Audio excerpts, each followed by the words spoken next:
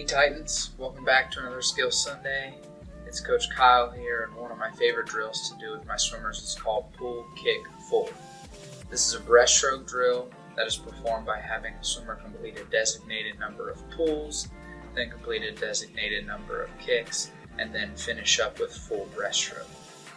The first reason this drill is one of my favorites is because it isolates each portion of the stroke and allows the swimmer to become more aware of the strong and weak or the fast and slow portions of their pull and kick.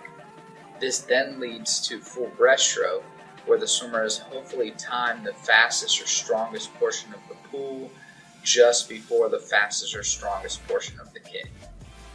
The next reason I like this drill is because the swimmer can work on distance per stroke and even modify the drill to help with that. For instance, the video shows 2 pulls, 2 kicks, and 2 full strokes per 25. However, many swimmers may start out with 4 of each, and then as they progress, they can gradually work down to 3 and then even 2.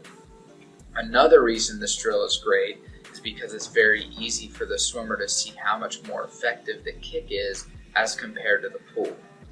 When performed correctly, the kick will move the swimmer much further down the pool, showing that breaststroke is actually a leg-driven stroke after all. The last reason I like this drill is because the easiest version of the drill does not require equipment. This means the swimmer can start learning the drill without the need of equipment and can also perform the drill in settings where equipment is not allowed, like meets. However, like most drills, you can always add equipment to make the drill harder or to focus on a certain aspect of the drill. Now let's take a closer look at the pull part of this drill. The breaststroke pull is unlike the other strokes because it requires the swimmer to move water out and in rather than backwards in order to move forward.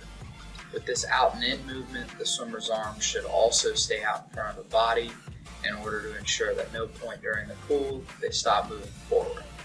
The recovery part of the pull is where a lot of people run into problems. Even though the swimmer is not moving water during this portion of the stroke, it is crucial for establishing good body position and having a strong kick, 2 of the most important things in breaststroke. When completing the catch portion of the pull, the swimmer's hands should be together and on the surface of the water. The arms then extend out straight forward in front of the body. It is very important that the hands do not dive down. This not only causes the swimmer to be low in the water, but it also prevents them from moving as far forward as they can for each stroke. The kick portion of this drill, without a doubt, is the main driving force. To get as much out of our kicks as possible, a couple things need to be considered.